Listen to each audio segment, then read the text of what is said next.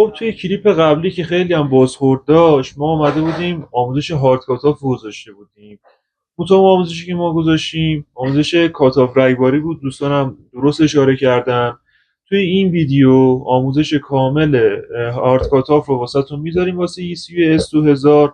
یه سری جداول رو ما طراحی کردیم که شما به راحتی میتونید هارد کاتاف رو انجام بدی خودتون. خب شاید خیلی از دوستان بگن که هارد کاتاف چی هست اصلا. یه سری عملیاتی روی ECU انجام میشه که حالا ما میایم پاشش سوخت رو توی انژکتورها قطع میکنیم و موجب میشه که یه صدای حالت رگبارتوری توی اگزوز بزنه توی ناحیه کاتافمون. کلیپش هم الان واسهتون میذارم ببینید. این کلیپ رو که دیدین ادامهش هم آموزش هارد کاتاف S2000 رو واسهتون میذارن که بتونین استفاده کنید.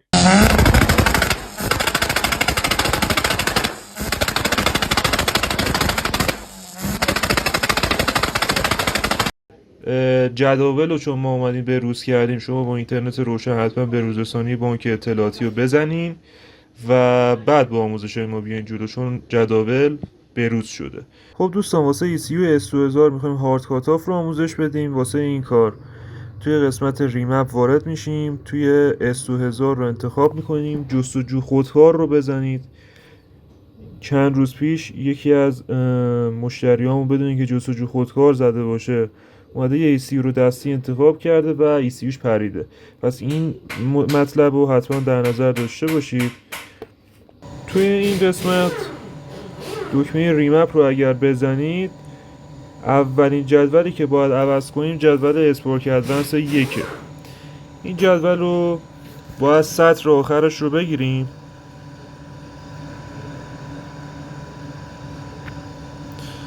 و همه اعداد رو 2 کنیم. ذخیره این پایین رو میزنیم. جدول بعدی که به آساندیا اضافه شده جدول کاتافمونه. شما وارد جدول کاتاف میشین. 2 تا عدد داریم، 6496 و 6400. عدد دومی رو باید نزدیک کنیم به عدد اول. من 2 واحد اینو افزایشش میدم تا نزدیک بشه به عدد اول. ذخیره رو میزنم.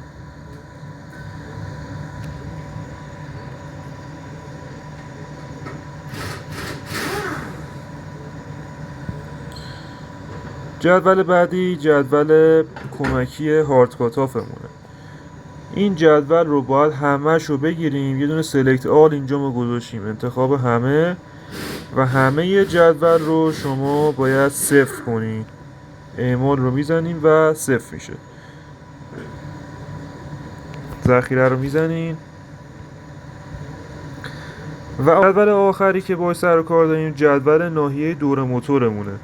این اومده محدوده رو مشخص کرده. اون محدوده ای که توی اسپارک ادوانس جدول X و Y یا دور موتور بر فشار منیفولده رو میاد میگه که از چند تا چند باشه. مثلا الان دور موتور رو ببینید از 700 تا 6400، ولی ما باید عوضش کنیم. توی این جدول ناحیه دور موتور که وارد بشین، من اینجا 6000 رو میخوام افزایشش بدم و 6000 رو بذارم 6320. خب تا 6320 من اینو زیادش که بکنم 6325 کافیه. ذخیره رو که بزنم میبینیم که اینجا ناحیه عوض شد و الان به جای 6000 6325. این ناحیه هم که عوض کنم و ذخیره بگیرم، بعدش یه بک میدم و اینجا دانلود فول دامپ رو میزنم و شما هارد کاتاف ECU S2000 رو از این طریق میتونین انجام بدید.